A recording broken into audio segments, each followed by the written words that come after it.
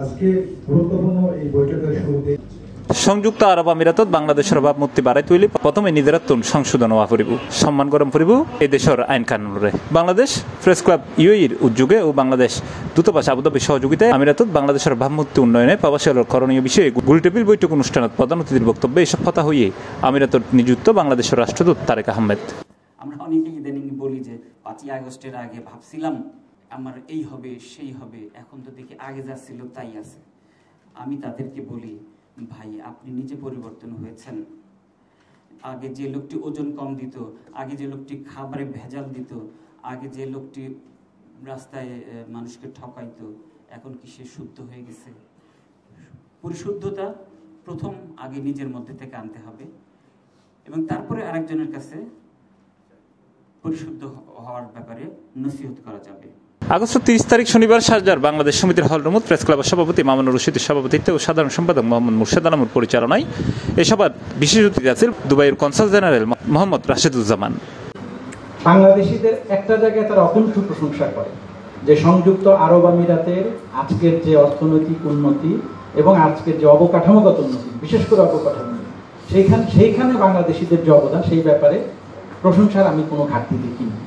বিশেষ করে এখানকার যে সরকারি পর্যায়ের যে আমার ইন্টারেকশনগুলো হয়েছে, সেখানে কিন্তু তারা নানাভাবে বলার চেষ্টা করেছে যে আমাদের ভাবমূর্তির জায়গাটাতে অবশ্যই ঘাটতি আছে।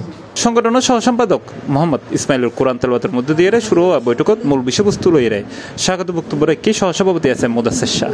এরপর 2 ঘণ্টাব্যাপী মুক্ত আলোচনাতে অংশ লইয়া আমিরাতর স্বার্থ প্রদর্শিত আগত সামাজিক সাংস্কৃতিক সংগঠনের নেতৃবৃন্দ ও সরকারি বেসরকারি বিভিন্ন অঙ্গনের কর্মকর্তা। এখানে সবচেয়ে বড় প্রবলেম যেটা আমাদের বিজনেস কমিউনিটি ফেস করে, এটা হচ্ছে নলেজ শেয়ারিং।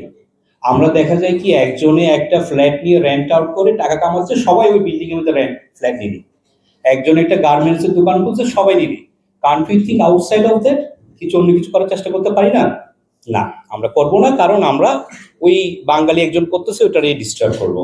এই সময় আলোচনা তুলে এসে প্রবাসী হলোর বিশেষ সংক্রান্ত জটিলতা আর তার সমাধান করবে নানা উদ্যোগ ও পদক্ষেপের বিষয়। পাশাপাশি এটা দাবি করো ইয়ে ভিসা ফতরানোর ফলে জড়িত দালালরে দেশের প্রশাসনের পক্ষতুন শাস্তির আওতাত আনিবের বিষয় কেন। এখান থেকে গিয়ে নিম্ন স্তরে যারা কর্মচারী আছে তাদেরকে নিয়ে কয়েকটা সেমিনার করেন।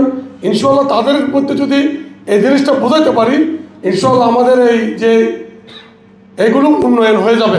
আমার বক্তব্য একটাই, ইন ফিউচারে যদি আমরা এরকম কোনো প্রোগ্রাম করতে পারি যেখানে স্ট্রিট অ্যানিমাল নিয়ে বাংলাদেশিরা কীভাবে এদের হেল্প করা যায়, এটা আমার একটা অনুরোধ থাকবে। মুক্ত আলোচনা শেষে তার সারমর্ম উপস্থাপন করছি প্রেস ক্লাবের সাংগঠনিক সম্পাদক মোহাম্মদ ইশতিয়াক আসিফ, যুগ্ম সম্পাদক আব্দুল্লাহ আলী শাহিনুর তত্ত্বাবধানে এই অনুষ্ঠানত বিভিন্ন উপপরিষদের দায়িত্ব পালন করছে অর্থ সম্পাদক মোহাম্মদ শাহজাহান, নির্বাহী সদস্য মোহাম্মদ মেহিদি রুবেল, আরিফ শিকদার বাপ্পি, সদস্য শামসুলক, মোশারফ হোসেন, মোহাম্মদ আশিক ইসলাম রাজা, মোহাম্মদ আবু সাদাত সাইম, আব্দুল আল রানা ও আরফাতুল ইসলাম সহ আরো বোধকেই।